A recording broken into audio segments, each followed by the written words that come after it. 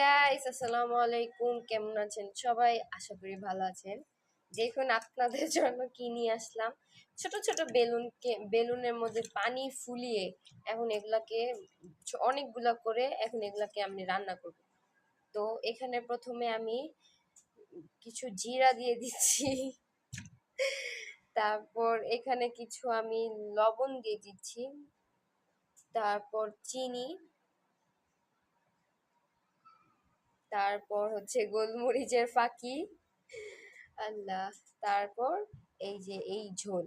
তো এত কিছুর পর আমরা এভাবে মিক্স করে ফেলবো, মিক্স করে আমরা খাবো।